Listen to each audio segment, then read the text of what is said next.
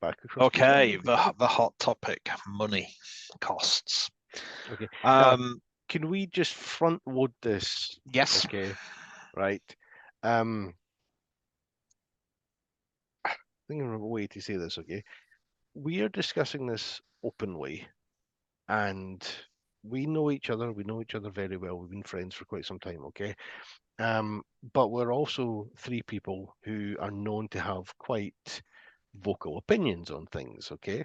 We are not afraid to say exactly what we mean. But at the same point in time, we can say things to each other that we don't take offense at. Okay.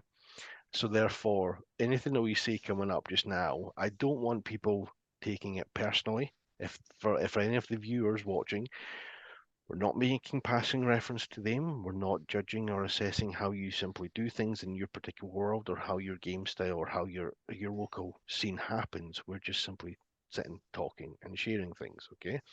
But I think one of the things that does need to be addressed, and Adam, you're going to make reference to this, is the cost of venues. There you go, buddy. yep.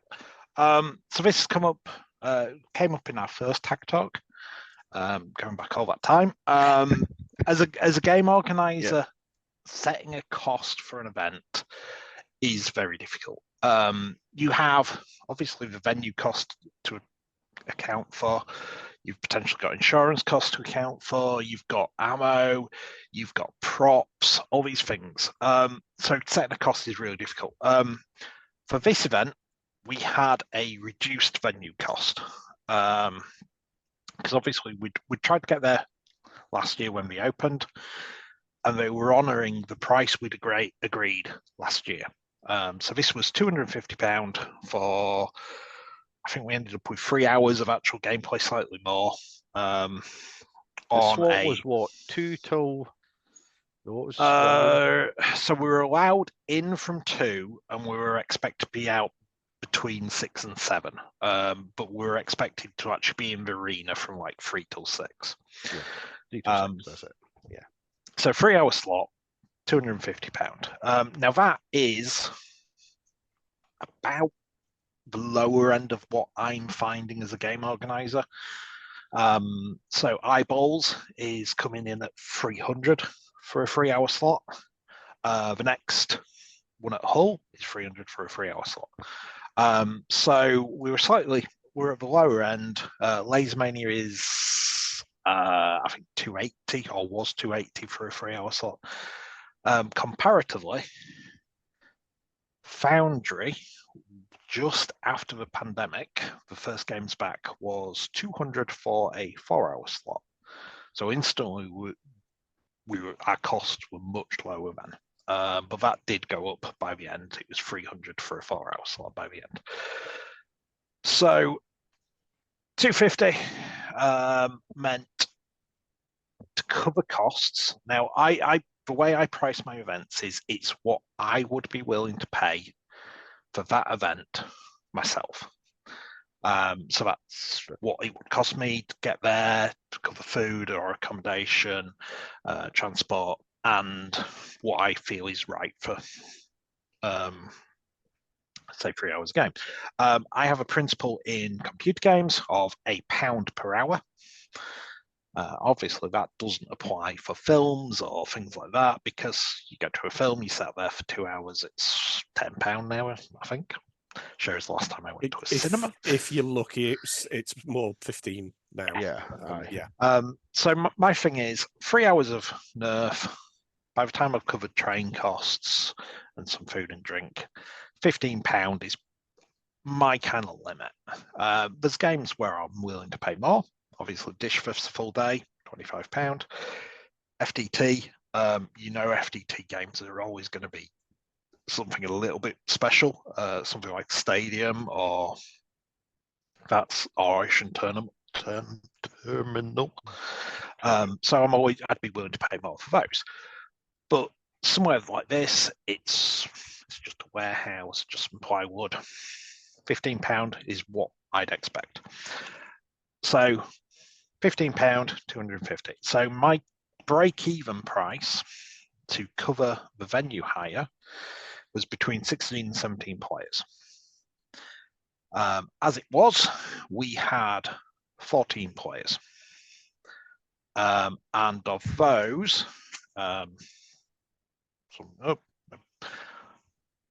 patches just fell. Of those, we had 13 paid players. Now, we did have 14 paid players. I refunded one due to an incident. For the record, I always pay for my own place. It has been accused before if I don't pay for my own place. I do. So I ended up having to cover some of the event cost.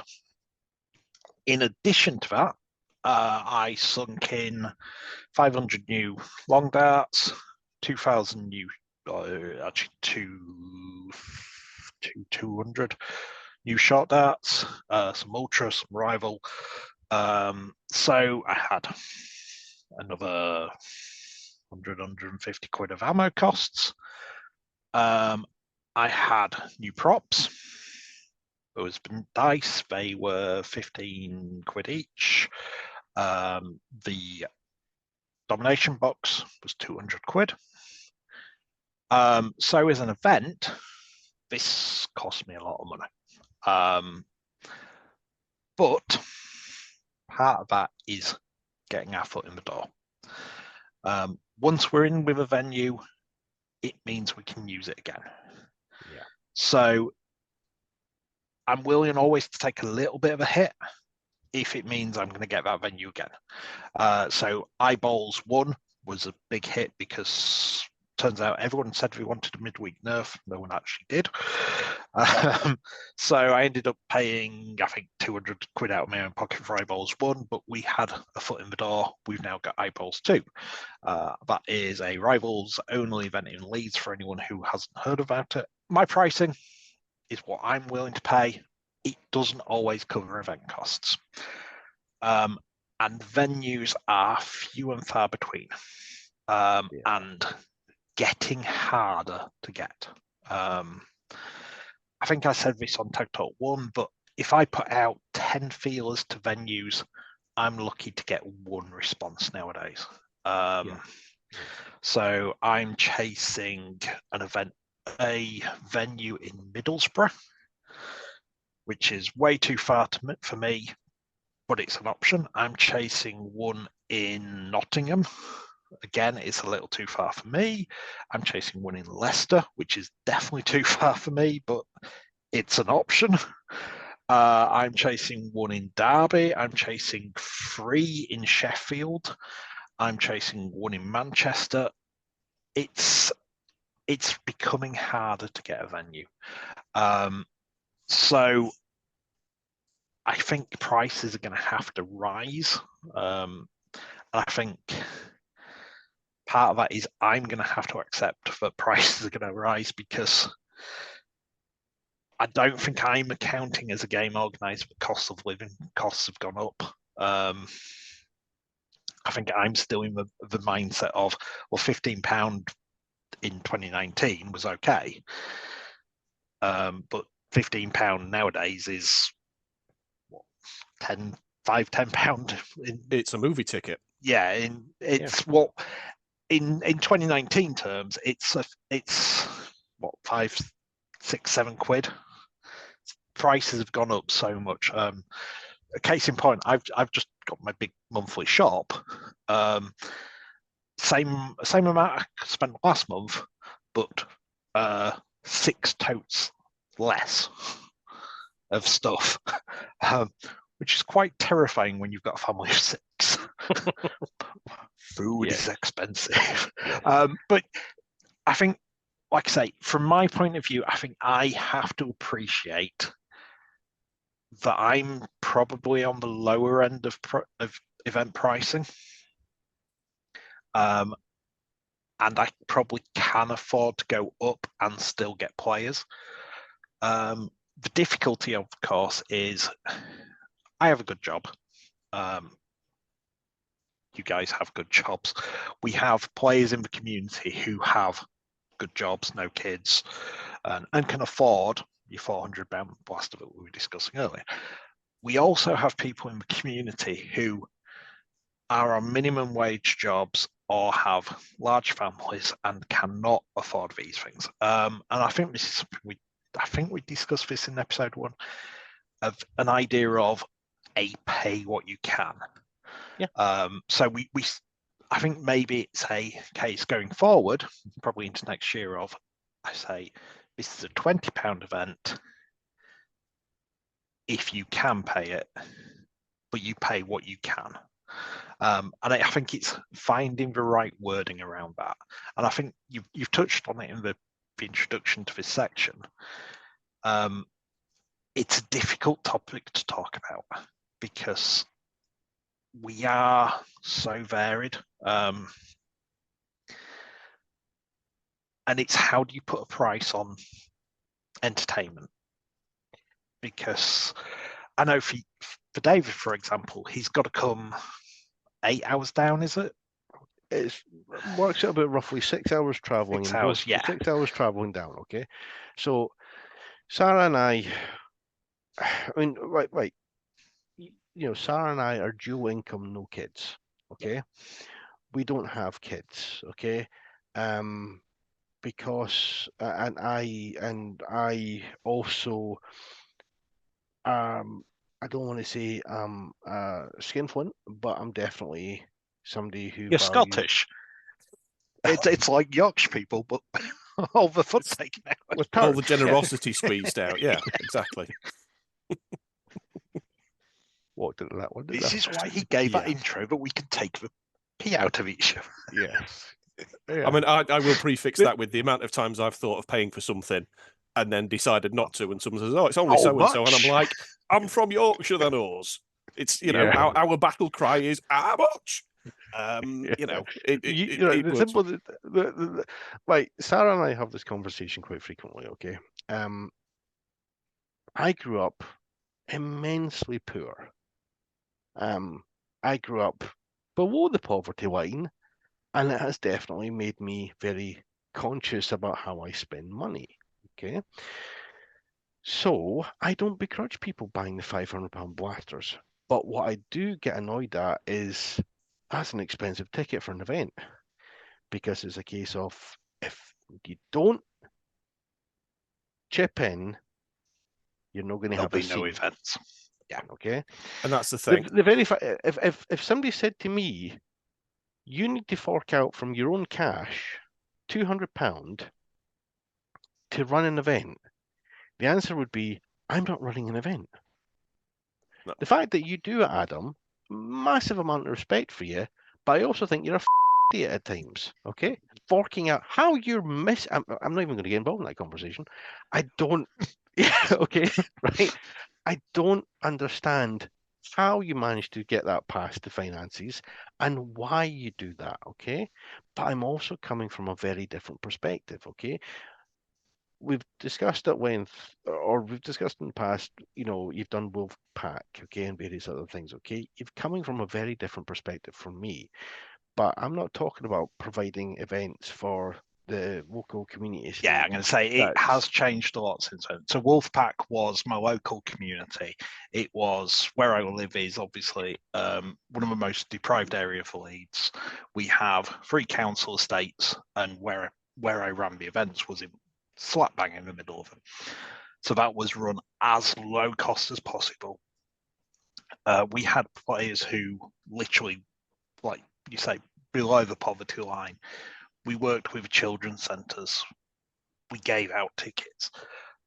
That's now gone. And I totally get where you're coming from. It's why. And the why is, if I don't run something, there isn't anything. Post-pandemic, events have been decimated. So pre-pandemic, we had Wolfpack, we had Kill Factory, we had Grim Up Nerf. They ran regularly. We had Quasar Nerf, we had Aces doing stuff up at Dishworth. There was obviously FDT doing stuff. There was Bristol Blast, there was Games of Foam, there was Davidoff, there was all these events. And then pandemic came along, we lost venues, we lost players. So Grim Up Nerf, its highlight was getting 100, 150 players. of those players, probably 30 or 40 are now back. So 100 players have just disappeared. They've moved on because 4 years has happened. And those events have gone. Quasar, they lost the venue. Impact Northwest, they lost the venue. Dishworth has become so close to losing that venue. We've seen it this week with the fire. That could have been the end of it. Yeah. And credit to the guys there at Northern Alliance for persevering, because if I was in their place, I'd have been crying. Oh no, it's only a shed, but that's where your heart of the site of where you gear up, where you socialise. And if I'd have been in their situation with that fire, I'd have said enough's enough. It's a huge site to maintain. They've put so much effort into it, and we've seen it this year. We've gained the skeleton back, and the pathways around the Big Six and Big Five have improved. I'd have given up. But it's been so difficult. Grumpnerf, obviously, I have a huge passion for that place because I helped start it. Those venues are amazing. Tong in the good weather with the right people is just one of the best venues I've ever played at because you've got the full 360. But now, just Jolt's got his own life. Stuart's got his own life. Old Man Nerve stepped away. Mr. Crane stepped away. We just can't get it running frequently, which means we're missing that starting point, that FDT style starting point for new players. And then we haven't got, you need people like me running stuff at Wundle to keep players interested before they can go on to Dishworth. So the reason I do it, the reason I go into my pocket and I pay is to keep stuff running, to give us those events. And I get a huge thing out of running events. I hate it. As a game organizer, I get to the end of an event and I get a piece of bad criticism and it throws me into a depressive cycle for days. But at the same time, I get a sheer buzz out of everyone getting to the end of an event, drenched in sweat, panting and going, my God, that was amazing. And then we come on to this and we discuss the getting shot in the nose and everyone's looking at it going, yeah, that was an amazing thing. And I get a real buzz off that. So that's one of the reasons I do it. And for me, that's why Sarah and I will get in the car at 2 o'clock in the morning to travel down, okay, to be there, tired, worn, cranky, and sere, to then play an event, take footage, come back, spend a good portion of my time editing the footage, and then sit and host this and edit this down and produce the videos for, say, 30, 40, 50 people to watch it, okay? I don't mind doing that, but I'm sure that the pair to use what I do for the channel here is nuts, okay? Anyone who can do video editing has my praise because absolutely, I've tried it and I sucked, B, I wanted to kill myself at how difficult it was. So you are amazing to me. But I mean, like, for example, the other thing is like, it's a case of saying to Sarah, it's a case of, I am getting really fed up with editing with this PC. At the time, it was like a GTX 970 and not an i5. Okay, so I spent £2,000 on a new computer to make the video editing easier. I think the thing for me is that, yes, I know nobody's asking me to make these videos, but my attitude is, if we don't have some sort of online presence, there isn't going to be a scene. Okay, Adam, your attitude is, and I suppose this is where I would probably take back what I said earlier on. Or rather, it's not that I am going to take them back because you're my mate, but my attitude is very much a case of you shouldn't need to shoulder that cost. You shouldn't need to be several £100 out of pocket, okay, to run a hobby. The community should be a case of, right, if you want to run events, if you want me to run this event, I need people to start paying up front. Okay. Yeah, I'm which not- goes back to what you said, that if us as game organisers are more transparent and upfront say, this is going to cost X to hire, I need Y at Z, Mhm. will it make a difference? I know Game of Foam have done that, and there was some backlash. I've done it once before, I think, on a thing where I've put like, I need X to pay a deposit by so and so. And then even then, I've still ended up having to chase people to pay a deposit. So eyeballs, I've just paid the venue. I need money back ASAP. Because you thought you were only going to have to be, what was it, 25%? I thought I was going to have to pay a third of it. I thought I was going to pay £100 deposit. I've ended up paying the full thing. And I could possibly have talked him down to just pay a little, well, half of it. But it's one of those things that they're bad enough. They're I don't want to say a bad enough one to deal with. They're not the easiest site to deal with. Sure. Which is true of pretty much every site. Other than the Foundry, I don't think I've come across a site that is easy to deal with. You're either constantly chasing for dates or constantly chasing how they want paying, and things like that, or just chasing a confirmation. Yeah. So it's one of those things. It was easier just to pay the full amount and know that we had that booking down and safe. And now it's just a case of, in this case, getting 20 players to cover the cost, which we're not going to do. But... No, but right. So you've put yourself in a position where you are, for all intents and purposes, going to lose money on this event. Yes. Okay. And in line with, the spirit of trying to understand, I can get that you're prepared to do that because you have, although, none of us are having to, go to food banks. We're not exactly rolling in it, so to speak. No, I'm going to say we're a single income family with 4 kids. Yeah. So every month is a struggle. Mm-hmm. And but there is enough to cover outlandish stuff like this. Yeah. It's just something else scrimps further down. Yeah. And I think to go back to discussing like Grim Up Nerf, okay, they're £1. Okay, £1. And that skews the whole scene.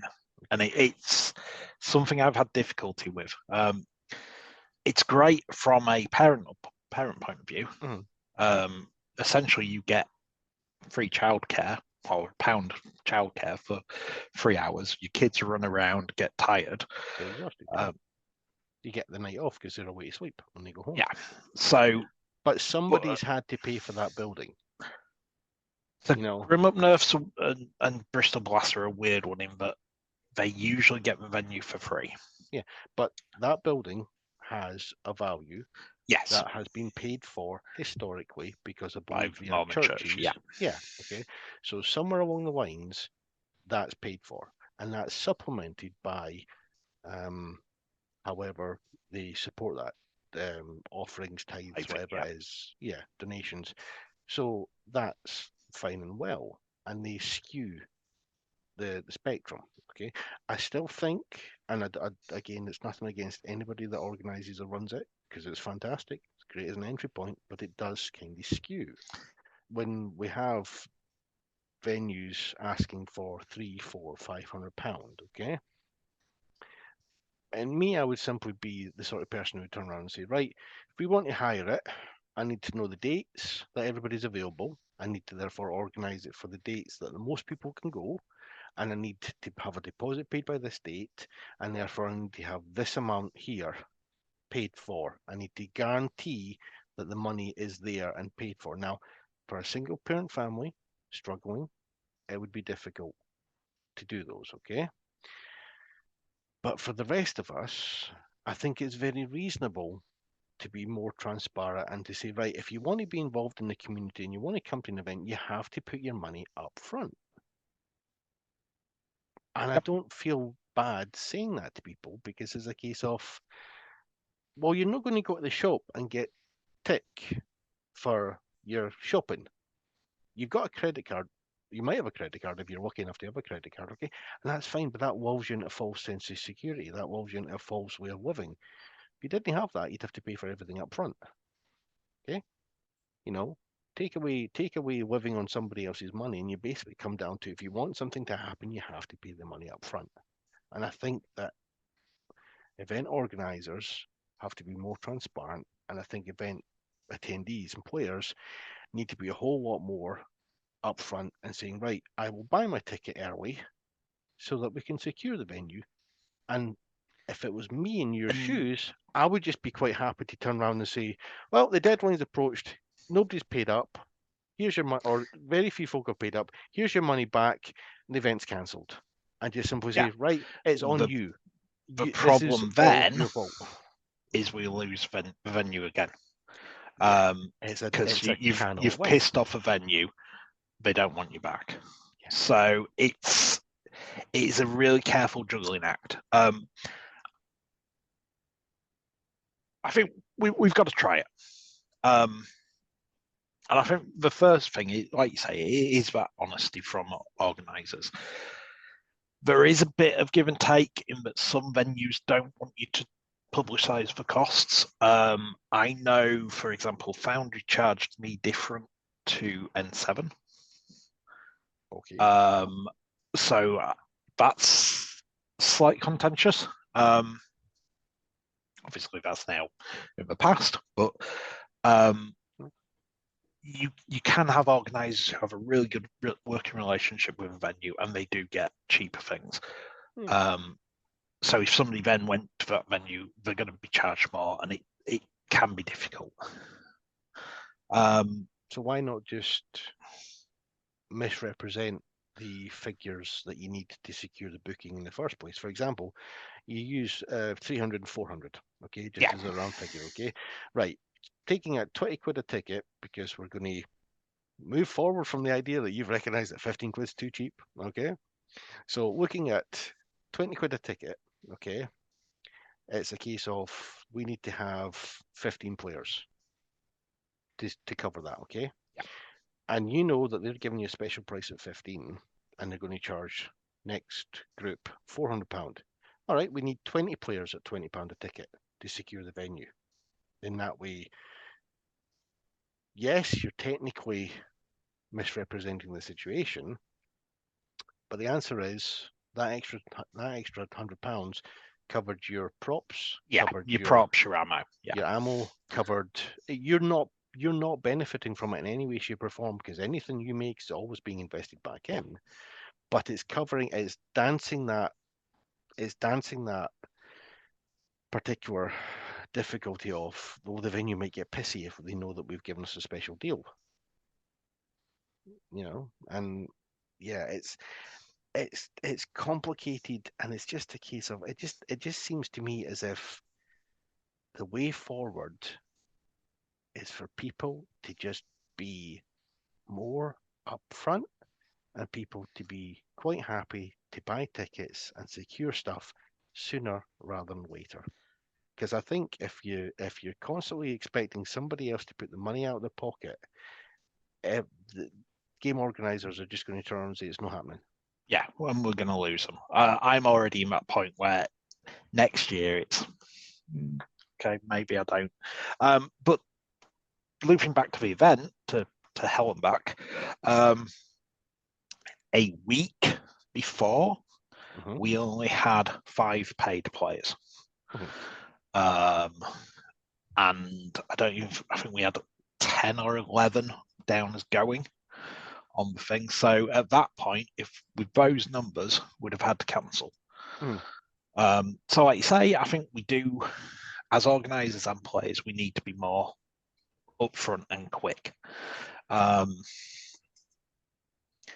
it'd be quite interesting to follow this up again with probably some of the other organisers. Maybe get Game of Home on, get N7, maybe Neil. Is it Neil? David. Neil was the old one. from FDT. Yeah. And see how they're, and Stuart or Just a Jolt, see how they're doing it, Bristol Blast. Because I can't be the only one having to put out of my pocket. No. I know that Al has said that historically that the pro version runs at a loss. Yeah. And I it's know supplemented Sunderland by ran the at a family. loss. I know it's supplemented by the family version. And I know that Al was trying to look into running another event at a venue where they have a family event to begin with, which supplements the additional hiring costs to allow the older players to have something. And if that's how it needs to be, fine. That's how it needs to be. If that's what works for that particular environment, that works. Now, I know that we've only got like 50 subscribers or something, but you know what? It's not, people don't really tend to comment on this. So if you are watching this, please comment on what you think constructively. Okay. I wasn't particularly thinking about you there when I said that, but thank you for smiling. Yes, but do you think this is a way to go forward? Do you think how is it that your particular group does things?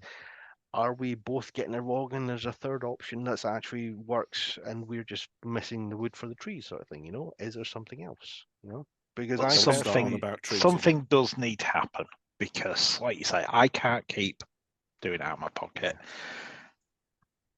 But if I don't, there's no events. Yeah. And if there's no events, the hobby dies. Yeah. Because to use this example just now, there has been nothing said against Big Al and Dave, but there's been no pro events run in Scotland. Okay? There's been, I think, 2 family events in Scotland.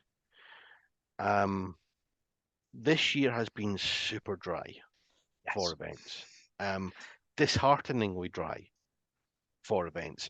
I know that I wanted to pick up Diana's at a discounted rate from Miles. I didn't get them. And then actually I was a bit initial sort of, oh, that's disappointing. And then I thought, actually, no, hold on. It could be 6 months to a year before I get to actually use them at an event. That's money that I have put on basically a glorified paperweight. So I'm kind of glad that I didn't get them. And I think one of the things is, if people want to get into it, if you're wanting to ask them to spend even just £100 to get themselves a basic rig, a couple of mags, and a non-stock blaster, it's a case of that's £100 that somebody's something to spend, and if they're not getting to events regularly, it's pointless. Yeah. So, and I was discussing this with one of our regulars. He's got a family's worth of Griffins that he's not used this year. That's 1,500 hours of print time that are just sat there, because this year there's been so few games. I've run 2. I've attended 3, which compared to we discussed this the other month. Pre-pandemic, 2019, I did 60 events or something. The scene has cut back so much, and it goes back. Costs have gone up, living costs have gone up, venue costs have gone up, dart costs have gone up. In the heydays of 2017, we were buying 1,000 darts for £10. Now, 1,000 long darts is the best part of £40-50. Luckily, no one uses long darts anymore. I mean, it's even to resupply our box of short darts for events, 150 quid for 3k of short darts. That's I bought 2,000 and that was 90 quid. I'm looking at 1,000 rival for eyeballs 2. That's £100. On the cheap side of it, and that's hoping that my local Smiths has enough of the extra ones on offer that I can do it. But at the And then moment. the other problem with that is, there are overseas sellers that will sell. I mean, Rivals are a particularly difficult one, but yeah, they might be cheap, but you've then got shipping costs. Looking at the games of soft foam darts that I buy, they're I think £25 for 1,000. 20 or 30 quid, but Yeah. then you've got the same in shipping. Yeah, the shipping's like £29 at the moment, and I think that's coming from Singapore. So yeah, it's balancing that out versus maybe sharing your delivery and then risking customs. Welcome back to Tag Talk. You'll notice we've lost Boneheed. That's because he's not an amateur. No, I'm not going to finish that sentence for politeness' sake. Yes. So essentially what's happened there is we have suffered a Wi-Fi dropout, and therefore I don't know how much of the bit up until the Wi-Fi started acting up has been recorded. I'll find out in a minute. I'll stitch them together. So what we're going to do is we're going to do just a little sort of brief 5-minute closing thing. Adam can finalise what you were saying there. So we call this to Hull and Back or to Hell and Back. So the next one, we're trying to get a date, hopefully November, and we're calling it Hull Hath No Fury or Hell Hath No Fury. And we're going to go back. We're going to do some more games. And what we're hoping to do next time is actually utilise those side rooms and upstairs. Because we discussed this earlier. I went into the UV room once or twice, and I never got upstairs. So one of the games I loved at the Foundry was our Pushback. We play it at Dishforth, and I love it at Dishforth. I think having those 3 separate areas gives us scope for a Pushback game there. So we'll do something like you have to clear the main arena. You may have 1 or 2 lives for the defenders. Then they move to the UV room. You've got to clear that. Then they move upstairs. I haven't quite worked out the details yet, but we'll figure that out. I want to try Flux again. I want to move the dice, and I probably want to get more dice because I want to do something in the UV room, because we have that entry area that's large, and we have the UV room itself, and we have that side room on the way into the UV room on the other part. So there's scope there to put Flux dice in there, and there's scope to put one upstairs, which will then encourage people to move upstairs. I think if we play it again, we're going to get that idea of you're moving to even, you're moving to odds, and you score double for getting their dice. And if we put them in somewhere that's more obvious, we touched on this earlier, that I put them down and I couldn't remember where one of them was. So trying to find the score that people got, and I couldn't even find one of the dice. So that's something we can do. I want to run escalation because I love escalation zombies. It's one of the game types I'm really proud to have come up with, because I find it terrifying. There's a bit from Charlie, I think it was, at Nerf Mania, where Spectre is coming towards me, and I'm using my fire rat, which, as anyone knows me and my fire rat is amazing. The person using the fire rat is an amateur. So if you're plinking at home, it's perfect. When I'm using it in an event, I draw it that way rather than straight back, and it jams constantly. So I'm firing at him and I'm jamming it time and time again. I get him, and then I forget that it's on escalation and it's on a 1-second timer. So that's why I love escalation, because I'm an idiot and I can't remember my own game types. So yeah. I think if you were to have somebody on a 10-second stun and 10-second immunity, running away from them inside Unit 26 would be terrifying. Yes. Because it is You're trying to remember where you're where going. you are. You're trying to and avoid anybody else. Yeah. You don't know if the next person that you're coming up against is a zombie. You don't know if they're on an immunity. You don't know or whatever else what is. kind of time they're on. Yeah. Yeah, there's going to be a lot of people who are going to be going through whole magazines at once, panic firing on the Yes. off chance that they will, they're just going to see another body that's not them, and they're just going to fire out a response. And I think that's kind of how it should be. I think you want to have a sort of high adrenaline, high panic game mode when it comes to that. So yeah, I'm all for it. I genuinely loved it. Yeah, I know I'm annoyed by the traffic, but that's by the by. As a venue, I love it. I think the host was a great person to speak to. Yep. Very encouraging, very informative. Not a problem to do anything. The very fact that they were quite happy to take place with the pictures afterwards was great. I would put it definitely up there as a very worthy replacement to the Foundry. Yeah. And with another,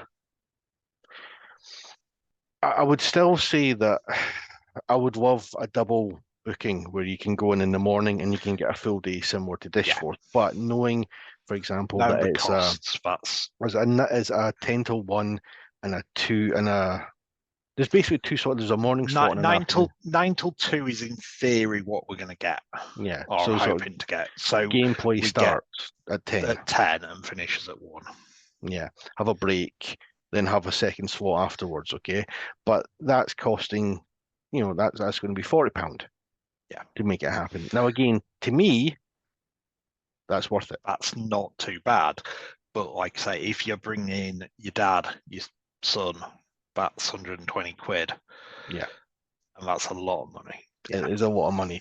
And again, that's where, to go back to the point about pricing, it's a very difficult topic. Yeah. That there is no such thing as a right answer. I just think from your point of view, you'd have hotel costs, which suddenly you're doubling it, tripling it for hotel costs. So yeah, it's a difficult thing for an organizer to get right. And I know I'm not getting it right. I think you're doing damn well in a very difficult situation. Yeah. Okay. I think, and that's one thing I definitely did not want anything to come across as being negative. I mean, you know me, Adam. I'll say what I mean, but it's always coming from a position of it's meant as encouragement, because I'm just of the opinion that there's no such thing as bad feedback. There's badly given feedback. Okay. Weeks after the event, by somebody who complains a lot and gets a lot of complaints about them. That's the thing. That's not you. That's somebody who no longer joins our events. People probably complain about me all the time. Be honest, but like, for example, to use that as an example, okay, if I'm coming down for a 3-hour event, okay, I'm talking 12 plus hours in the car. Now, I'm lucky because Sarah and I can split the driving, okay? But, or like we can buddy up with Paul Jay, and Jamie, okay? Or Jay, okay? Either be so we can split the fuel that way, okay? So for coming down for a 3-hour event, and we're not staying over, take another person. For coming down for a full day event, it's extra traveling costs or it's extra accommodation costs, or Sarah and I basically do a double shift where, we split the driving. One of us drives down and then the other person takes over, we sleep, etc., etc. And that works really well for us, but not everybody's like that, Paul on his own would have to do all the driving in one day because Jamie is a little too young. He's probably fine, but I'm pretty sure he could probably drive Paul's van. I wouldn't put it past him. But it wouldn't be necessarily suitable for him. Okay, so for me, I'm especially with my going back to university this year, which I've been quite open and said is probably going to impact my capacity to attend events. I would rather have a longer one-day event that costs a bit extra, knowing that might be my only game that I can get to for a 2-month period. Okay, but I have a full day, a massive amount of stuff. I've got a whole bunch of memories. I'm exhausted, but I've had a phenomenal day. Whereas, for example, to come down to eyeballs for 3 hours, it's 12 plus hours in the car for 3 hours drive for 3 hours gameplay. That's very difficult to justify, but coming down for a full day and having an overnight stay, that's easier for Sarah and I to wrangle, But again, that's only what works for us. Might not work for the next person. And that, like you were saying, we need that people to comment of how they're running it, how they're managing it, and what they're willing. And to be honest, because we've had it before where people have said, "Oh, I'm willing to pay £25," and then they quibble over £15. And that's one thing I found hard as a game organizer is I've tried things like only asking for a £5 deposit or a £10 deposit and you pay the rest of the day, and that's not always worked.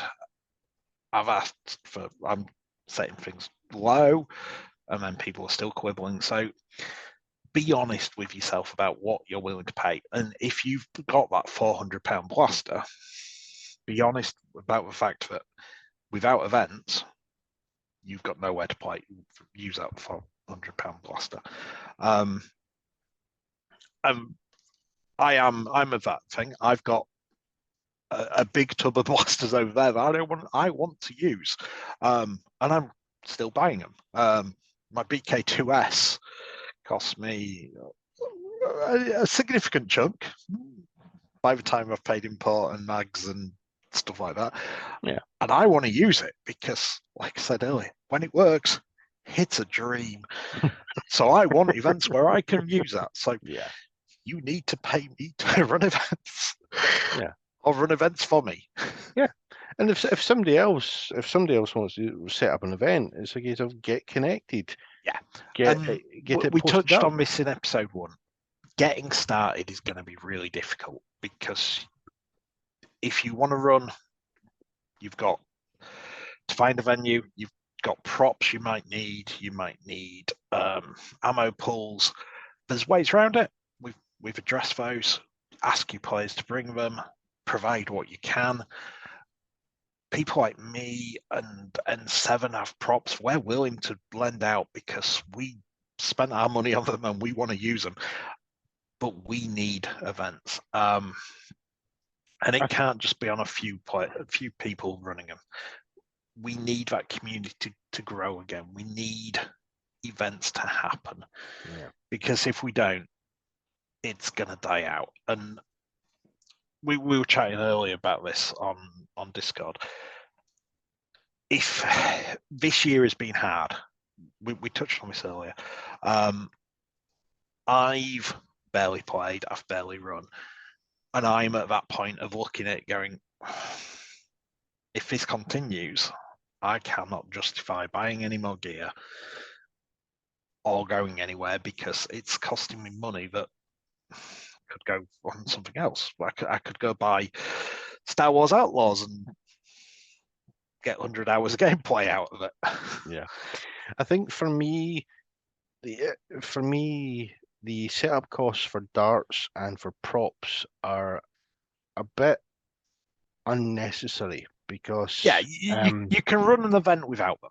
Yeah, like Bendy run a series of a series of games where he literally just had his mobile phone sitting there with a generalized counter app on it. Yeah. Okay, that's all you need, right? Sure, you still need a mobile phone to sit there, okay? But you're going to have a mobile phone, okay, or a tablet. Okay, most folk are going to have a tablet. Okay, but it's the whole idea of like a specialized prop is like you don't really need it. No, Okay, you don't the whole need idea it. of for established players like us, especially people who attend Dishforth, and I really think that's a big asterisk beside it. Basically, if you attend an event that doesn't supply your darts for you and you prefer to carry your own darts, you will more than likely be able to bring your own darts along. Yeah. And we've started doing it this year when we've gone to Dishforth. We've not those are just lost darts. Yeah. So we might use 400 darts on the day, and it's 400 darts that we don't get back. but it's however many darts that they can recover for the pool, so that the next person who's anything that is recovered goes into their pool. Yeah. So to me, that's just like fuel. I'm not getting my fuel back for going to an event. You know, I'm not getting my lunch back that I've put in for going to an event. It's just costs, and I'd rather pay those costs and have the event than be quibbling over, oh, I'm not getting my darts back. Who cares? You know, it's a dart. If you were going to airsoft, you're not getting those BBs back. If you're going to paintball, you're not getting those back. Their BBs cost a lot less than that. Yes, true, admittedly. But you know, paintball, you're not getting those back either. I'm going to say, paintballs are not cheap, or not as cheap. And to me, it's just a case of like, how many people, how much, you know, or like you want to go do a certain other hobby. Like if we had for example, Frodo, right? We got Emissary on here, okay? He could tell us how much a day's worth of RCing would cost him, okay? And they're content with that. And I guarantee you, he's going to have some expensive RC cars, you know? So it's a case of, cool, are you going to quibble over the price, or are you going to pay the extra bit, okay? You know, or Sarah and I are going to go to, was it Tabletop Scotland, which is like 2 weeks from now, okay? And that's going to cost us about 50 quid for door tickets, okay? And it's a case of, cool, so it's 50 quid to go and have a nice day doing something I'm enjoying. What's the problem? Just fork out the cash, you know? Again, we're lucky because we're dual income, no kids, okay? And I don't want people to feel that I am singling them out. I don't want people to think that I am needling them and that they need to change. I've got no idea what's going on in an individual's life. My hope would be that the community as a whole takes it as a sign, takes it as a form of encouragement, and those who can do and those who maybe struggle can ask for help if necessary. One of the things I generally put on most of my events is, if you are struggling, reach out, because I'd rather you come and maybe pay me back in 6 months. I've got players who have yet to pay me back for events, and it's not a problem because I know they got to play. And if I hadn't lent them that money, they wouldn't have played that year. So I'd rather somebody reach out and come than not. But I think we've touched on this before in Tag Talk 1 and earlier. Setting a ideal price is probably the way to go. So saying for the next one, if it's going to cost me 300 and I know we need 16 players, which is probably the right amount in there, that's roughly 20 quid per player. And we say, ideally, it's £20, but if you can't pay that, pay what you can and what you feel it's worth. And we probably won't get many take it up. We probably might get some people who can pay more take it up, and I've seen that happen. Because there are some people who, I don't want to say take the piss, but there are people who probably could afford it and maybe do take the piss. Call it like it is. Call it like it is. I mean, it's just, again, it's you don't. Big thing is you've got no idea what's going on at their life at that point in time. Okay, like, you know, we just had to fork out another £450 for the insurance. Because upstairs leaked into our house again. Okay, so that's £450 I'm not getting back. 2 weeks before that, if somebody said to me, "Hey, can you pay for the tickets right now?" Cool. If somebody said to me, you know, 2 days after, no, can he? You know, I think it's a case of, if you find yourself in a position where you need to ask for help, just ask for help. You know, some organisers, if I was in your shoes and I was doing that, I would rather that occurred than they didn't actually get a chance to play, because it's a case of, what you don't want is somebody going, right, well, now I can't afford to play, so I'm just going to sell everything. It's a case of, cool. And we've got players who've done that.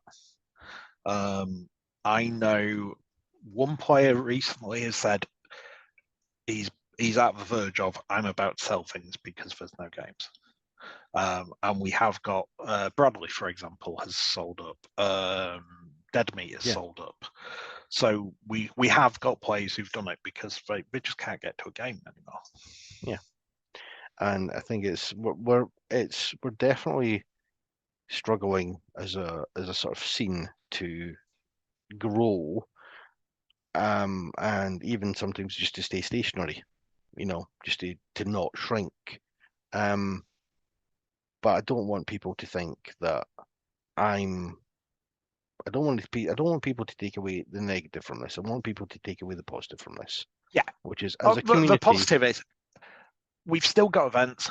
The events we've got now are probably better than we had pre-pandemic. Sure, absolutely. We've got some amazing venues. We've lost some amazing venues, but we do have amazing venues.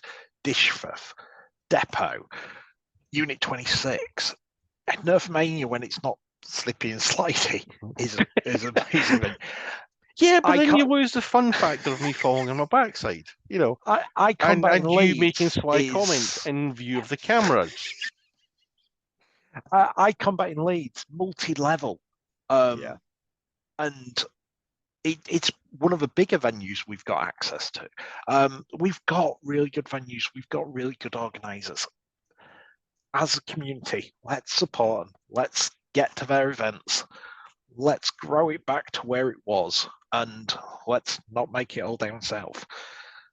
Come up north. Yeah. That is certainly something. It would be nice if the north of England and the Scottish scene can really grow back again. But we're all doing it part-time free of charge because, we're all adults. We've all got jobs. We've all got other responsibilities. So we do what we can when we can. But if everybody chips in, it's easier to build something than it is the one person trying to do everything themselves. So reach out. That's what I always want to say. Anything in closing about the event before you go? I loved it. I'm really glad we went. And I'm looking forward to going back. I'm annoyed we didn't go last year now because with a number of players we had who would have gone, it would have still been good. I would have been a foot in the door and would have been able to run it multiple times since then. So I'm annoyed with myself for giving up last year. I wish it was an hour closer. Move a venue to the, Castleford, edge of Leeds. That'd be nice. But so that has been the end of episode 9. Thank you, Adam, for joining us. It's been good to see you again there. And we will hopefully all see you all in the next episode. But do remember, like and subscribe if you want. I don't care. It doesn't matter. But, well, it doesn't. Doesn't matter. But if you feel that you want to chip into the comments on the YouTube channel about how you do things in your area, or even if you're wanting to drop us a line and maybe even come on the show, even if you're in another country, and tell us about how you organize things in your area, quite happily do an episode about that as well. So whatever it is, get in touch. We'll catch you all next time.